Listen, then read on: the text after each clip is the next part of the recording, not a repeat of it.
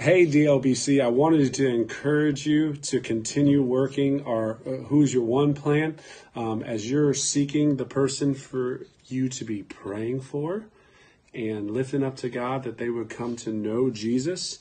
We've been working this since before Easter. Some of you brought your Who's Your Ones to Easter. That was great to see them there. I got to meet some of them, the people that you've been praying for.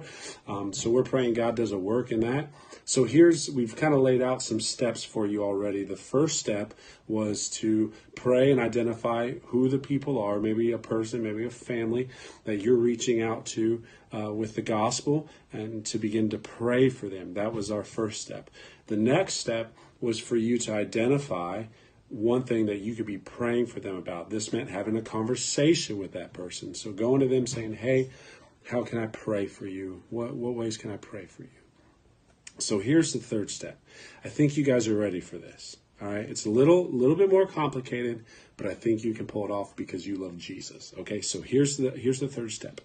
I want you to invite them for coffee, because all good conversations happen over coffee. But if you're not a coffee person, maybe that's a bad idea.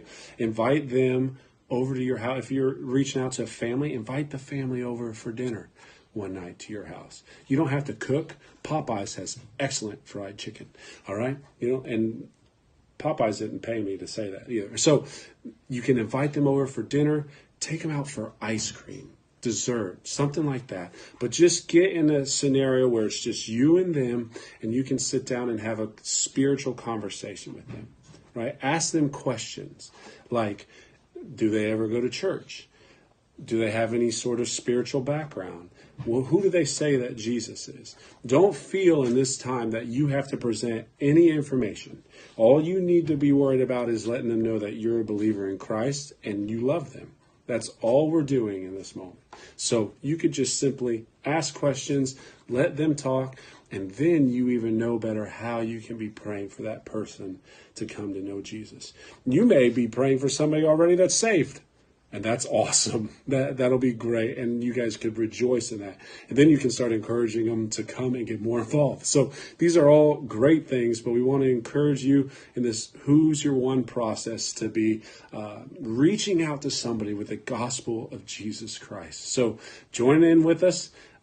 Pick out your one or your one family. Pray for them. See how you can pray for them. Invite them over for a meal, something like that. And we got more coming for you, okay? We're going to present the gospel. These folks are going to get saved in Jesus' name.